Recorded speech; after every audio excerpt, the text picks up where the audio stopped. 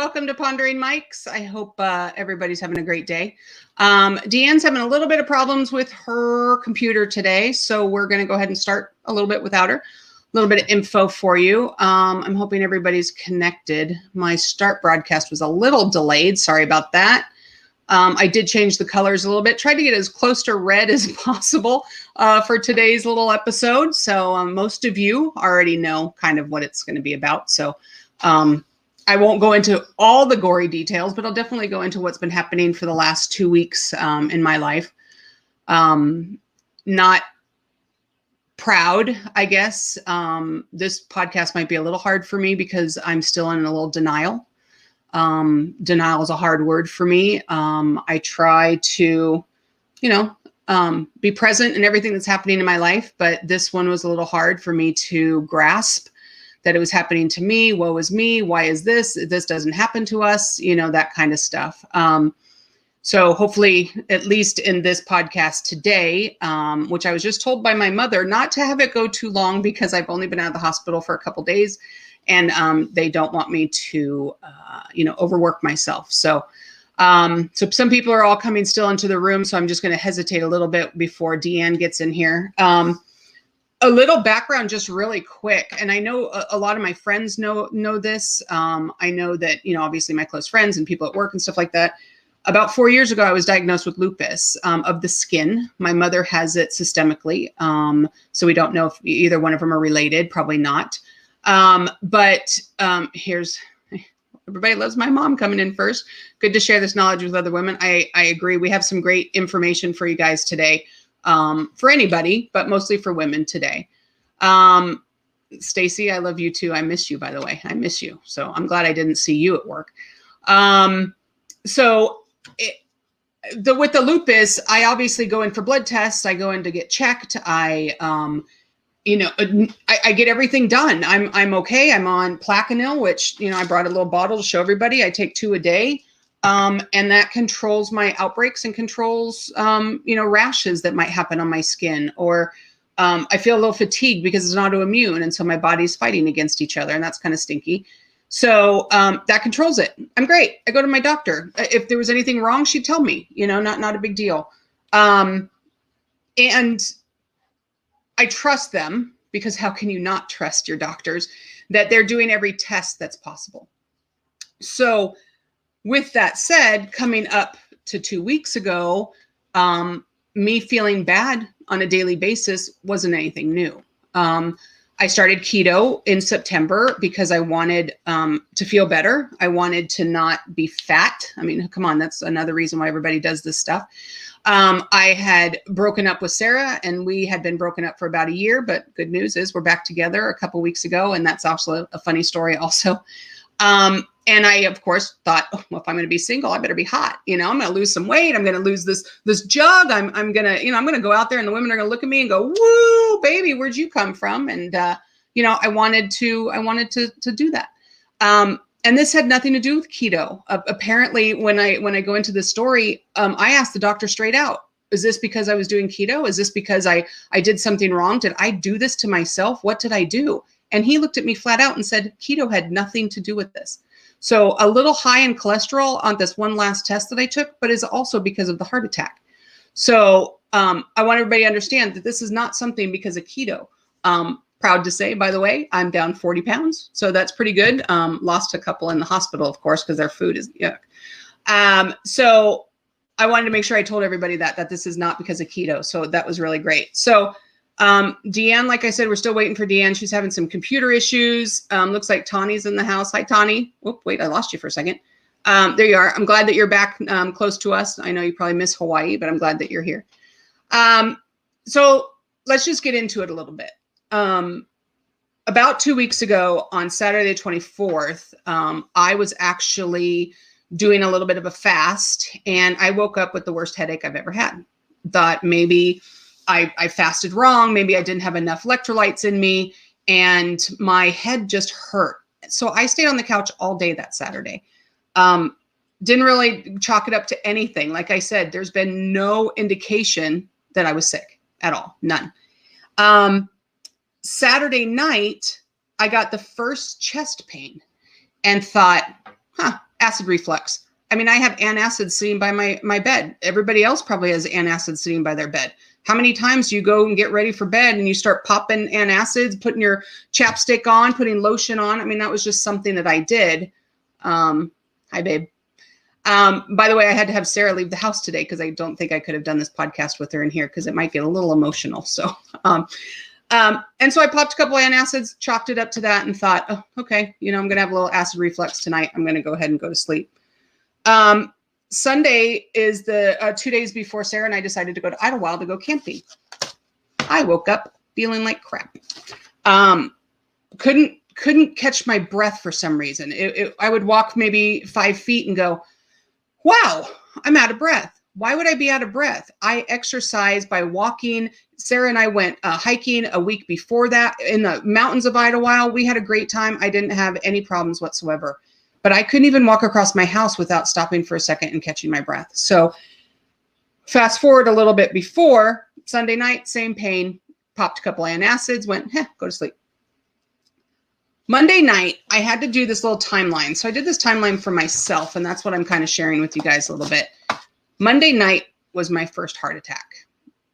And I'm getting a little choked up right now. So, Deanne was supposed to be on here to kind of, change it around a little bit to help me get past this. So feel free to throw some comments in there, you guys, while I'm tearing up a little bit. I didn't feel good. I didn't feel good at all.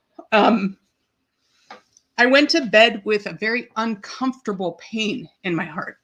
And I wish I brought something to chalk my eyes up to, but let's just use my shirt. I'm glad it's dark.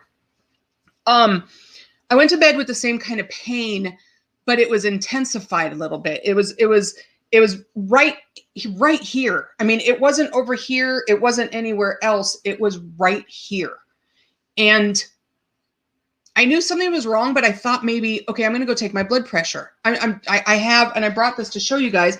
I have this wrist thing. My mom bought this many years ago for me, and I never used it. Why would I use it? I'm healthy. Remember, that's the whole theme of this is I'm healthy. Why do I need this? And I went and I took my blood pressure. Oh, Dawn's in the house. Thanks for breaking all these questions and up stuff for me so I don't cry the whole time. Dawn, I love you. I miss you, by the way. I can't wait to see you soon. Janice says scary. Yeah, absolutely. Considering I can pinpoint the day. Donna, oh, thank you so much. You got this. Thank you so much, Donna. I appreciate it. Lisa, you're doing great. Thanks. You and I need to get together too soon. There's my girl, always on my side. And Stacy, I love you too. And Stacy always thinks I'm the most beautiful woman in the room. He's adorable. So let's get back to this so I can get through it. It actually woke me up. I had fallen asleep with the chest pain. My back had started to hurt that night. I've had bad back pain for a while, but not anything I thought was related to anything in here.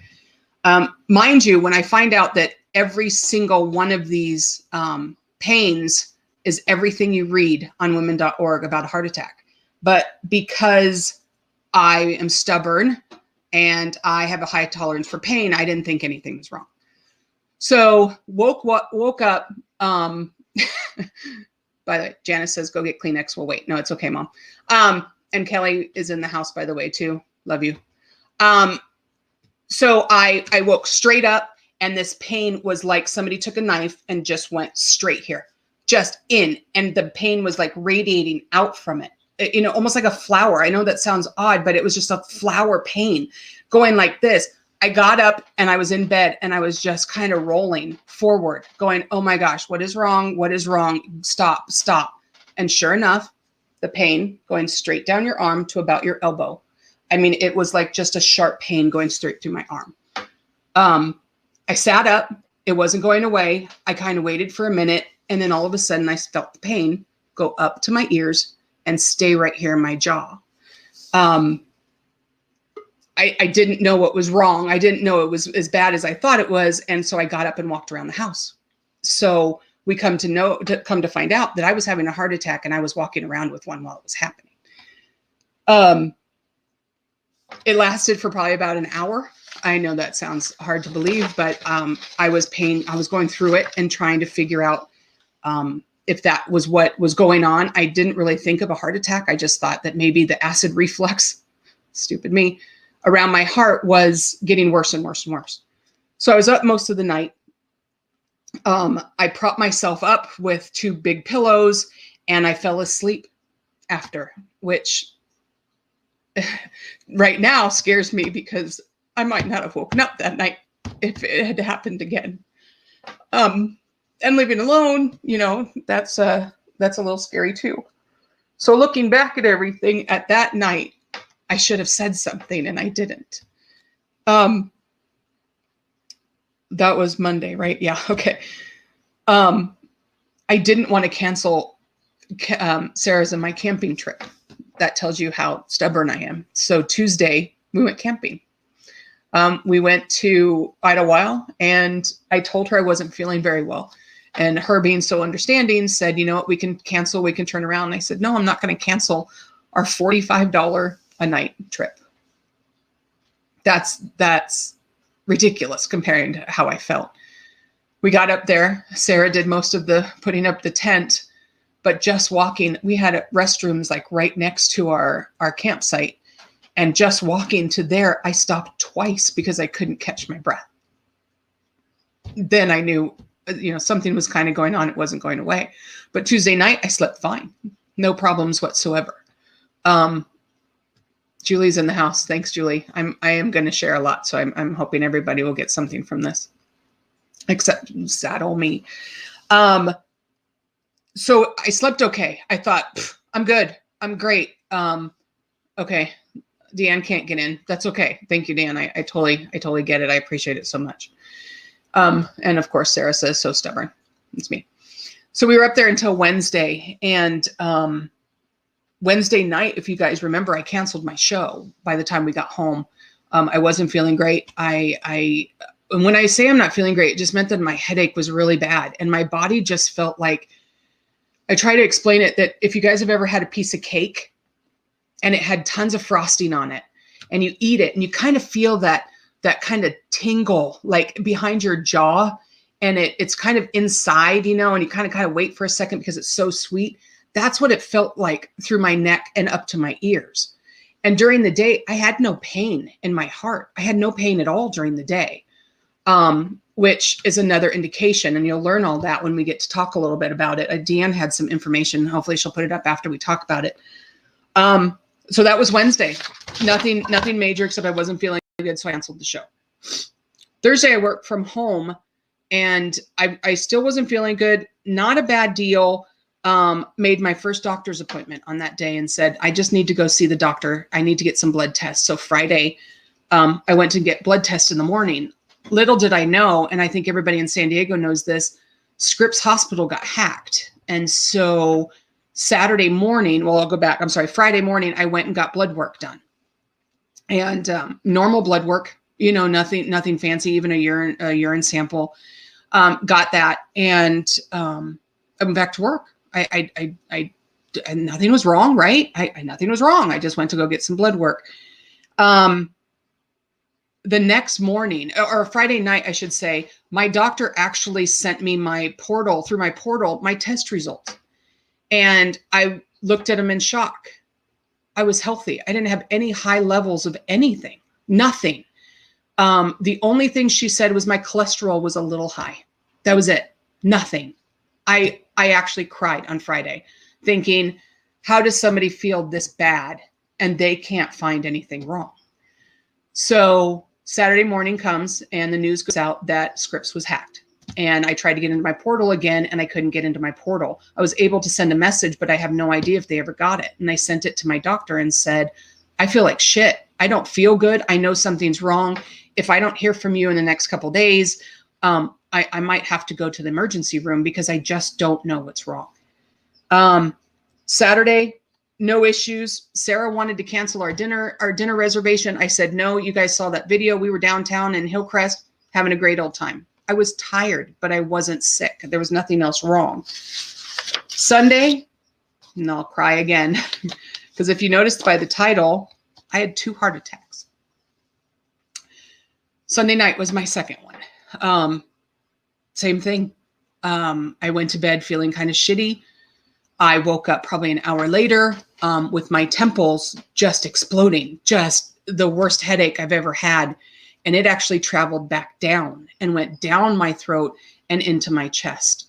I got up, I tried to walk around. I remember going to the couch and kind of putting my head into the couch and just praying and saying, stop, just make this pain stop. This hurts so bad. I don't understand. I walked around the house for almost 2 hours. I just didn't understand why it wasn't going away. My arm, I couldn't even lift. I tried to lay back down, but the pain in my left arm was just so intense that I just couldn't do anything else. I didn't sleep Sunday night. I walked around knowing that I had a doctor's appointment on Tuesday, that I was just going to go ahead and wait it out and everything was fine. That night, that was my second heart attack of the week. Hi. Hi. I'm finishing up. I know. Sorry. You see, you were so shocked you actually couldn't even come on. So I get it. And I was listening to you. So no, I get it. Thanks I was trying not to cry while you were gone. So I did okay a little bit. We're just getting through this and then we're going to talk about something. Oh, Princess, you're so sweet. Princess says you're a survivor, a fighter, and beautiful soul. You're blessed and God favors you. You're not alone, sweetie. Oh, I love you so much. Thank you so much for saying that. I think I'm blessed because I'm here and I lived through 2 of them. And falling asleep after them was a little scary now that I think about it. And I think that's the shock that I had. Janice says, hi, Dean. Hi. So Monday they had called me from Scripps and said, our systems got hacked. I know you probably said, we can't take any doctor's appointments. She'd like to reschedule. Well, here comes the hard ass Stephanie. I said, no, I need to see my doctor today. I don't care what kind of information you can get from your system. She goes, oh, we can't get into our records. We can't get in the portal. We can't do blood tests. We can't do anything. We can't even do imagery. And I was like, I need to see my doctor. And she goes, well, your doctor's not available. I can get you a nurse practitioner. I said, I don't care. I don't give a flying F. I need to get in there. And she said, okay, well, we're going to keep your appointment. So I drove all the way to Hillcrest, only person in the whole Hillcrest Medical Center, and went and saw the nurse practitioner. Told her everything that was going on, and her face dropped and said, I think you're having a heart attack. And I said, well, nothing's wrong right now. Here's Stephanie again. Denial, everybody. Nothing's wrong right now. So I'm not sleeping. I'm not, no pain right now. My back hurts a little bit. I have a headache. Well, how long have you had a headache? 2 weeks. Great. You've had a headache 2 weeks. That's not normal. How's your back pain? Pretty bad in the very middle of my back. Gee, have you had pain in your hand or in your arm? Yes. Did you have pain in your heart? Yeah. All of that. Why she didn't send me to the emergency room, I'm not going to say yes or no. She obviously didn't have any records then. She couldn't look up my blood test, even though I told her my blood tests were normal, because that's what the doctor had said Friday before the system went down. And Kelly, yeah, exactly. Good stuff. I did. I made them see me. I was the only one freaking there. I couldn't believe it. And John, I miss you. Great show, by the way, last week. So I went in there. She told me what she needed to do. She goes, I'm going to send you for a chest x-ray. And I said, okay, how are you going to do that? Your systems aren't down. They go, well, we're going to send you to an out company that's in Hillcrest. We're just going to get your chest x-rays. And I'm going to send you for a blood test. And I went, well, I already did my blood test. And she goes, no, it's a blood test to see if you've had a heart attack. And I'm like, oh, okay, great. That's awesome. Perfect. Here's my validation. Please validate my parking and I'll go wherever you need me to go. So I walked down to the lobby and I had them validate my parking sticker. And I said, oh, is the lab on level 5 or is it on level 4? And she goes, oh, it's on 5, but it's closed. And I went, oh, my doctor just told me I needed to go get this blood test. And she goes, oh, let me call down there. And sure enough, they said, no, we're not taking anybody because we can't do anything. So I left without the blood test. Guess what? That was the blood test that proved that I had 2 heart attacks and I should have been in the emergency room a week and a half ago. Like I said, I'm not blaming Scripps because they went through a lot of shit, but can you imagine how many other people that could have died during this week that Scripps is closed and that they can't get in there? Before I left her office, she told me that if I needed to go to an emergency room, to not go to a Scripps emergency room, that I needed to go to a different hospital. And that right there scared me because I'm thinking, Ching, ching, cha-ching, cha-ching. I have really good insurance, but can you imagine going an out-of-network emergency room? So that was the other stubborn part. Sarah will tell you that, because I was like, I don't want to go anywhere else. I'm going to Scripps. Scripps is my doctor. Scripps is my hospital. I need to go there. So went get the chest x-ray, took 2 hours. I think I even put in there 2 hours. I stood in line for my chest x-ray, and I left with muscle relaxers and a mild pain pill. That's what I left on Monday. I know, it was scary, isn't it? So Tuesday, I took the day off because the doctor said take the day off until we get some information for the chest x-rays, but it took that lab 2 days to get the results back to Scripps. 2 days. And like I said, I'm still in shock about that one, that you couldn't even get a chest x-ray back from somewhere after 2 days after you took it. If somebody's there, obviously there's an issue, right? Yeah. Charlie's in the house too. So glad you're here to talk about it, Steph. Thank you, Charlie. I hope you're loving Idaho right now. And Kelly says that's scary. The things rely on most of our healthcare and they couldn't help. I agree. And then Princess said the same thing. Oh, well, she actually says opposite. She said, you should blame them. That location sucks. I'm seeing them right now for the same situation, hun. We should probably talk. I'll talk to you about it. They actually took my information down yesterday so they could do training with Scripps and other hospitals that go down, that this happens to people, you know? So it's terrible. Sarah, one thing that I'll say is, yeah. We just went through 1.5 years of a pandemic. Right. What plan do you have in place? Obviously, there are interruptions. Right. So have a system. Okay. Well, right. So if something goes down, you have a way. Even if it's snail mail, even if it's a courier, hire a courier service. I mean, and that's the thing is, I didn't understand the imagery one, but then somebody said that's all electronic. Right. So I guess I understand that. But what happened to those old machines that used to stand there and they'd take the big sheets out? You know what? They take the digital and they put it on a CD-ROM or a DVD drive. Right. I've taken them from one doctor to the other doctor. Correct. So take that disc and put it in the hands of the doctor. Right. And that's, like I said, this could have turned out so much worse. And I don't want to say that like too much, because Sarah and my mom are both in the room and I know what they went through, during this whole thing too. But it's one of those things, like, you're right. Why didn't they find another way? And maybe was it my stubbornness because I kept telling her I was fine at that moment, but like that blood test, why would a lab not take your blood? Right. Why would the lab say they're not doing any stats? They're not. And that was the hard part too. Lisa says, having a chronic illness, I know a lot of the ERs here are horrible. I always get great care at Scripps, La Jolla, so I drive down there. Exactly. I could tell you some stories. Never go to Alvarado Hospital. I'll tell you where I went in a minute, and I'll tell you that they are the best hospital ever. And I think, Sarah would say the same thing. She says, yeah, make a plan. Yeah. So I'm going to get down to this so we can finish this really quick, you guys. So that was Tuesday, waiting for the labs. Wednesday, slept like crap with the pain, but I was sleeping straight up to take the pressure off my heart. I couldn't lay on the left side and I couldn't lay on the right side, and I couldn't lay on my chest, of course. So I was sitting straight up when I was sleeping on Wednesday. If you guys remember, we did the Cinco de Mayo show. Kathy and Susie and those guys were on it, and Wendy, thank you, and Lee. I felt like crap. I mean, I could barely make it. I texted Sarah before and I said, my face is so hot. I don't even know if I could do the show. I went through the whole show. I'm a great liar. I mean, I laughed, I giggled, I did everything I did. And I texted my mom afterward, and I looked up the text just to see. And I said, could you tell I wasn't feeling well? And she said, no. She goes, you looked fine. And I said, Mom, I feel like shit. And I went to bed right after the show. That's right there how I knew something else was wrong. So guess what? Now we come to the day I was admitted to the emergency room. Thursday, I woke up sick. This was just last Thursday, you guys. What is that? 7 days ago? Wait, today's Wednesday. 6 days ago. Woke up. Oh, Kathy says, okay, wait, here we go.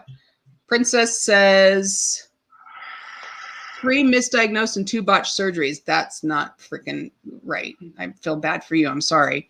Heather, they should have some contact with other hospitals when they can't provide. Absolutely. And they did at Palomar, by the way. They did. And then Kathy says, I couldn't even tell. Kathy, I'm telling you, I faked it. I faked it really well. That was water in my glass. That was not an alcoholic drink, by the way. Woke up sick Thursday morning. I work from home on Thursday, so I was really kind of happy about that part. And I called Sarah and said, I'm not feeling good today. And you know what Sarah told me? She goes, I already packed my bag. I was already on my way. So Sarah knew that it was about time that we needed to go. I, of course, started to cry. I was like, this is just not going to be good. We can't go to Scripps. Where are we going to go? Sarah got here. We checked my insurance, and Palomar Medical Center in Escondido, the really beautiful hospital on the hill, is part of my network. And that right there, I think, was one of my first signs that everything's going to be okay, because all I was worried about, and everybody knows, is cha-ching, cha-ching, cha-ching. I just didn't want a $200,000 bill for going to the doctor because I had chest pains, at that point. Sarah drove me there to the emergency room. We sat in the emergency room for maybe 10 minutes, not even that. And they brought me into the diagnosis room, kind of. There was 3 doctors in there and a nurse taking notes.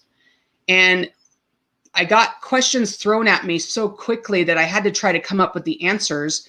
And one of the doctors in there just goes, did you have pain in your arm? I'm like, yeah. He goes, do you feel it right now? Is your boyfriend in the room making you smile, by the way, Dee? That's just funny. So thank you for making me laugh. But just say. So a couple minutes later, after we were there, he said, we're going to go do some blood tests in just a couple minutes. I'll put you back in the emergency room. And I said, okay. They put me back in there for probably another half an hour. The place was packed. And we heard the nurses say, it's all the Scripps people. Yeah. All the Scripps people were there because there was nowhere else to go. Yeah. And so the emergency room and stuff was packed. My mom says, Sarah's an angel. Julianne is in the room. No words. I'm just happy. Shit, you're still here with us. Yeah, hurry back and get here. We need to go have a drink. And then Sarah said, I'd rather be $1 million in debt than have $1 million. I get it. Yeah, I got a lot of that in the last couple of days. So long story short, they took me back. They took my blood. Sarah and I were sitting in not a private room, but, like the secondary ER station area. And all of a sudden, another doctor came in, which now I have 2 doctors. And he said, your levels are kind of high. We're going to have a cardiologist come and talk to you. And I went, okay. And he came in, and cardiologist then came in, Dr. Chen, and told me that, this is the hard part, there's a chemical called troponin. And normal levels of troponin are 0.03. And my troponin was 5. So I went ahead and got the exact reason for this. And it says a troponin test measures the level of troponin in your blood. Troponin is a type of protein found in the muscles of your heart. Troponin isn't normally found in the blood. When heart muscles become damaged, troponin is sent into the bloodstream. So what had happened is that proved right there that I had a heart attack. One at that time, they didn't know there was 2, that I had a heart attack, and that my blood my heart went into shock and shot this stuff into my bloodstream as a warning. Hey, you're damaging your heart. Something's going wrong. I'm starting to shrivel in certain parts. And the other level was a CK, and normal levels was 25 to 200, and mine was almost at 300. And that's an enzyme found in the heart, brain, skeletal muscle, and other tissues. Increased amounts of CK are released into the blood when there's muscle damage. So with that, his face told me everything I needed to know, that I had 2 heart attacks within the last week, and that I was going into surgery Friday morning. I don't know if any of you have ever been told that to your face or told that in the room with somebody. At this point, I was still in denial. I didn't quite, I think she's frozen, so I'm going to remove Deanne really quick. I was still in shock. I didn't believe it. I thought, this is nothing. I'm okay. They gave me a little bit of pills, and that night I slept on a gurney in an upper emergency room bed. No, not bed, but room. First of all, damn, that's hard. Got woken up at 2:00 in the morning for more blood. I have nice bruises all over my arms for all the blood that they took.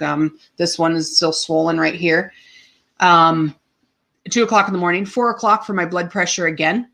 There was a crazy guy in the other room screaming that he wanted a sandwich and a Diet Coke because he hadn't eaten for 2 days. That kept me up most of the night. And then the next morning at about 6 a.m., they came, wrapped me up, put me on another gurney,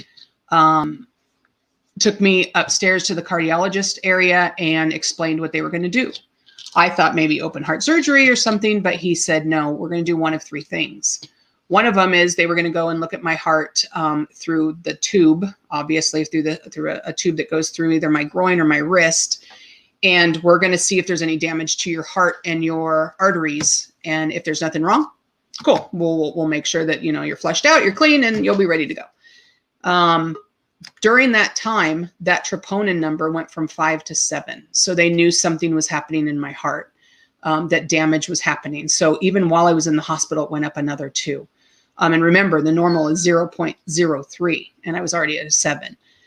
So they drugged me, not out, believe it or not. I was actually very highly sedated. Put me in this big blank room that had like a 60-inch TV hanging kind of above my head and over so the guy on the side of me could see. And a lady came in and started shaving my groin. First of all, I'm so glad I don't have that much hair down there as it is, because I swear to God that lady wanted to hurt me. Oh, you have feedback, Dan. I don't know if your volume's up or whatever. Hang on. Are you still there? I'm just going to mute you really quick. So, shaved me so hard, I swear I was going to punch the lady because, first of all, taking a big old razor and just scraping, as fast as she couldn't lube me up. She didn't put soap on me. She didn't do nothing. She just wanted to shave. Doctor came in and said, we're not going to go through your wrist. We're going to go ahead and go through your groin. And I said, well, why is that? And he said, because I'm pretty sure that when we're in there, we're going to find something and we would have had to go through your groin anyhow. Okay. What am I going to do at that point? I was so loopy. I was just looking around going, this is a nice view. Wow. Look at that TV. What are we going to watch? I was out. The people at Palomar Hospital are some of the nicest people I've ever met. Every person that walked by me introduced themselves and told me what they were going to do. I've never had that before. I've only been in the surgery room a couple times. And every single person, it didn't matter what level they were or what they were doing. They could have been the maid for all I knew, but they were just like walking in going, hi, Stephanie, my name is Joe. I'm going to be wrapping your feet for a second. And then I'm going to go ahead and put a bow on it. And I'm going to, be over here. Hi, Stephanie, my name is Jay. And I'm going to go ahead and I'm going to be the one that's going to put the blanket every single time. I mean, I was so informed. I was just like, wow, this is awesome. This is great. I'm in great hands. So I had oxygen in my nose, and the medicine that he gave me, I could feel it. It was happening. And I fell asleep, I think, for a couple minutes because I never felt or saw him put the tube up my groin. And my groin meaning like, where your leg and your pubic area kind of meet. The tube went in there. And he goes up your blood vessel or your blood vein. I think it was the blood. I can't remember. Sarah will remember what it was called. A major artery, vein or a major vein that you could bleed out if anything went wrong. So for the last couple of days, I'm not allowed to cough, laugh, have any kind of intense emotions without putting my hand on that spot to make sure I don't pop a freaking stitch. So every time we laugh harder because I have to put my hand in my crotch to make sure that I don't pop something. That's a great view, by the way. It's just in case everybody wanted that visual. And all of a sudden I woke up and I was kind of loopy and I was looking up at the screen and I went, is that my heart? And he goes, yeah. And I could see the actual tube going over to my heart. And he goes, do you want to see where the blockages are? And I went, well, sure. What blockages? He went in there and you could see, it was probably about the size of my finger. One of my major arteries was like twisted almost.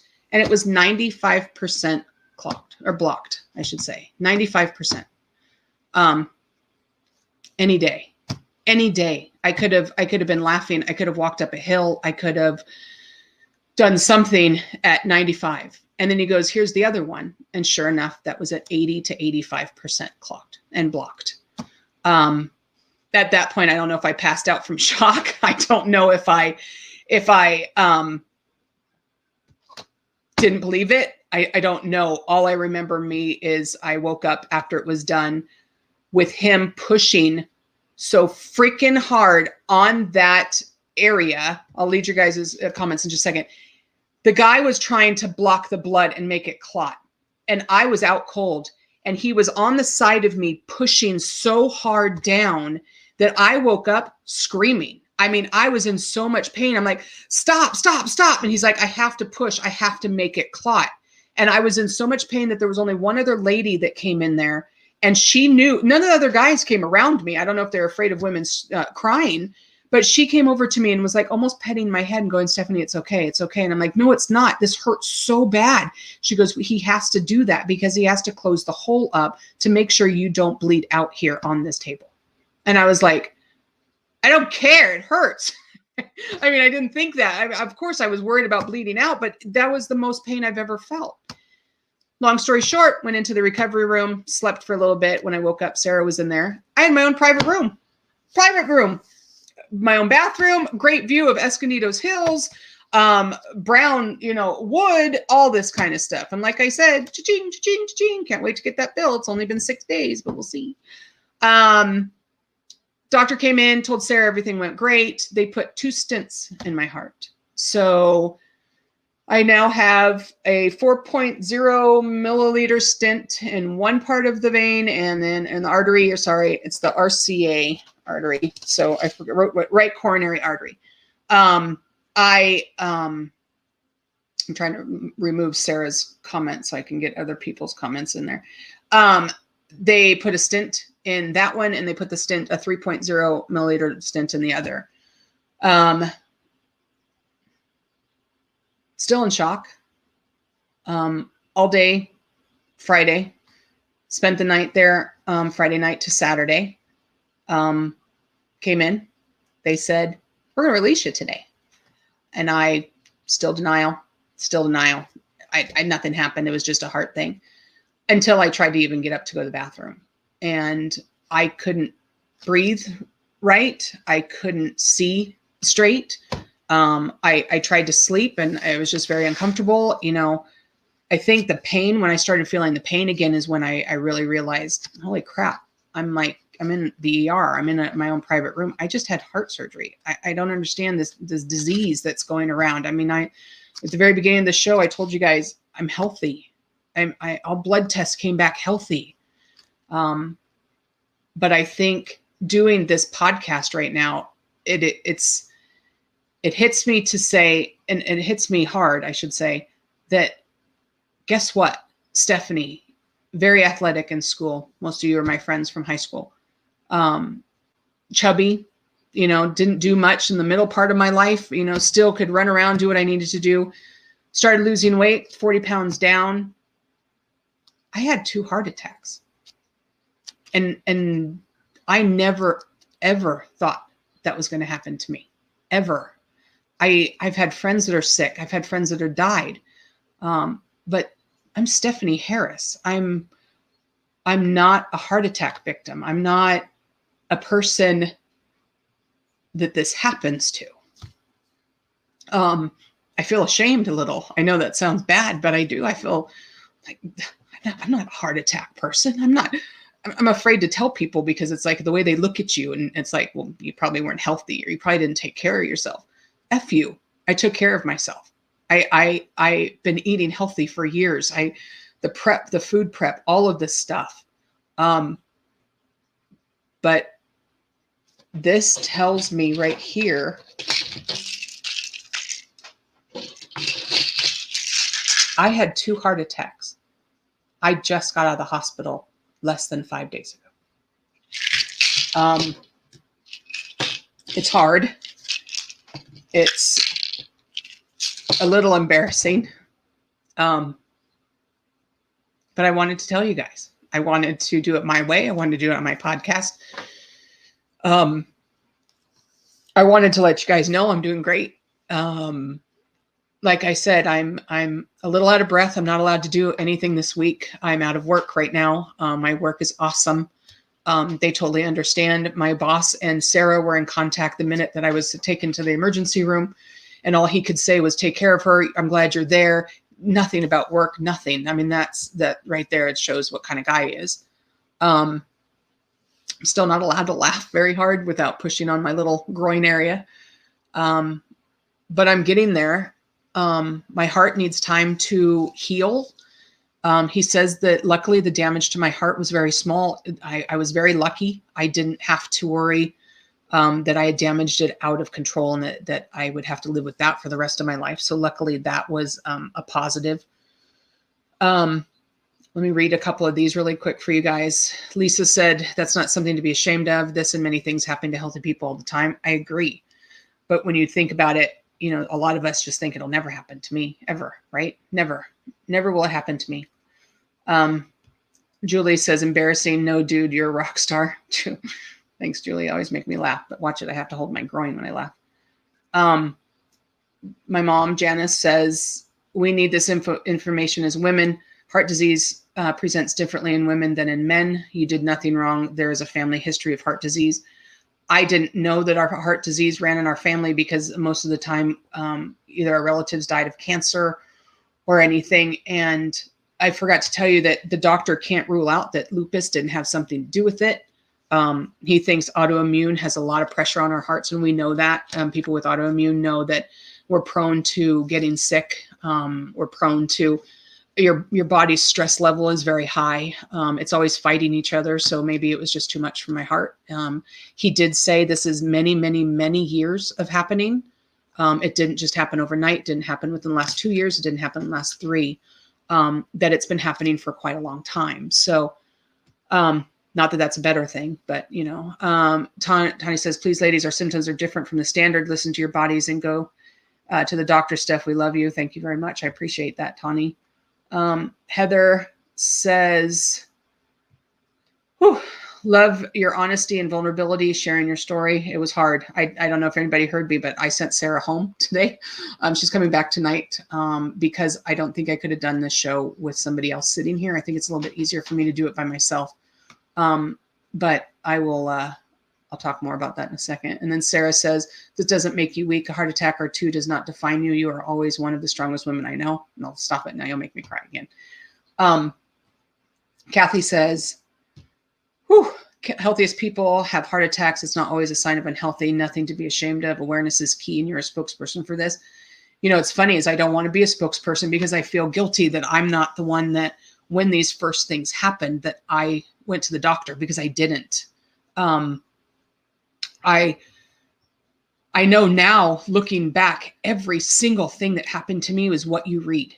Everything, the heart, the arm, the neck, all the way up to the back of your head. Every single thing is written on every, excuse my language, fucking website. Everywhere. I mean, you go and it says this. And like Tani and everybody said, and what I've read, women's heart attacks are so different. But mine was exactly textbook. And because Stephanie feels like she can own the world and that nothing's wrong's going to happen to her, she decided to sleep through them. Walk around a little bit and then fall back asleep. I am in shock still. I'm sorry. My mom says, hold your groin and go laugh and cry. Yeah, this is my first cry of knowing. Sarah cried in the hospital. So she kind of scared me at first too. But I have to say a couple things. I now have to carry this card in my pocket at all times. I haven't even folded it yet because in denial, nothing happened. To tell any medical provider that I have 2 stents in my heart now for the rest of my life. I have to take most of all of these pills that I can't even hold in 2 hands. Hold on. For 1 to the rest of my life. So there's like two of them that I only take for another year, and then the rest for the rest of my life. Gee, I'm excited. I have to do certain things differently now. Wonderful card. I'm going to get it laminated, I swear. I don't even know what else to say. Heather says I would have done the same thing. Of course, because we're strong women and we don't understand this kind of stuff. Lisa says, always listen to your body. If it's not normal for you, then definitely question it. And that's the hard part. If you have any other kind of diseases or anything else going on in your life, you think that that's part of that. So I thought it was my lupus. I thought it was my bad back because I work on my feet sometimes. I thought maybe I did something wrong with my keto. I mean, I keep telling myself, you're not doing anything wrong. I'm not doing strict keto. I'm just watching my calories, and 40 pounds down, frickin' yeah. But 40 pounds down is not worth me having a heart attack. So, I do want to give a special thank you, and she'll probably cry, and so will I. Since I don't know if the Lord was looking out for me or what, but Sarah only came back into my love life. I mean, we were holding on to friendships, but with us deciding to get back together, I had only been with Sarah 2 weeks before my heart attack again. And if she wasn't, if she wasn't as stubborn as she is and not take me to the hospital, Sarah saved my life that Thursday, you guys, by making me go, because I even told my mom a couple days before that my chest hurt and I wasn't feeling good. And my mom said, go to the hospital. You need to go to the hospital. And I told my mom no. I told my mom I was fine. But Sarah didn't take no on that Thursday and took me to the hospital right away. Those levels kept going up. So the doctor told me the next heart attack I would have had, I would have died. So she's been by my side the whole time. She's been at the house. She won't let me do anything. She takes me for walks, even without a leash. But I love you. And there's a reason why we're together. And I just wanted to say thanks right here. So you have it. So you always can show people if you want. But yeah, without her, I wouldn't have been here right now with all of you guys. So I love my people on my podcast. I love all my friends. I'm trying to just do some good out there. And this is just going to help me get to that point. So with that said, I have some more stuff coming in, but I went ahead and there's a couple places you guys can go and learn. I also wanted to show you, this thing is awesome. If you don't have one of these at your house, please just get one. Of course, I'm not a sponsor. It's just a wrist monitor that does your blood pressure and your resting heart rate and stuff. And it's saving me right now because my blood pressure is really low on purpose. They're giving me a lot of medication to keep my blood pressure down. They also gave me medicine to get me medically my cholesterol down because blood clots can happen in your stents. And so that is my next worry. Of course, that's not going to happen right away. But now I have to watch some stuff that I do to make sure that the stents themselves stay open and blood clots don't get lost in your body somewhere. So there's a couple websites. This website right here, womensheart.org, they support women with heart disease. So obviously, if you've already had it and you need to talk to somebody, get more information, this is exactly where you guys need to go. Also, for people that want to know more that might not know what some of the possibilities are or what they should be feeling, go Red for Women. I'm sorry, that's supposed to be FOR women, .org for information on heart disease. And like everybody was saying too, you guys, it's different for men, it's different for women. And obviously my pain tolerance didn't let it happen to me while I was, in bed. It was the worst pain I've ever felt in my life. But I chose to just get through it. So please don't let that happen to you. And don't fight through it. I should have went to the hospital many, many times and I didn't. Stubborn. Thank you, Mom. I love how stubborn you made me. Jana says, Sarah, we love you. Of course. I love her too. Lisa said, I'm glad she was there for you, encouraged you to go to the hospital. She did. Actually, she didn't take no for an answer that day.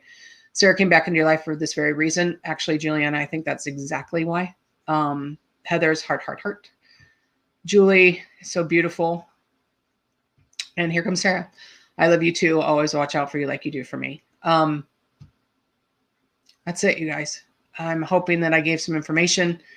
I'm hoping to see you guys next Wednesday.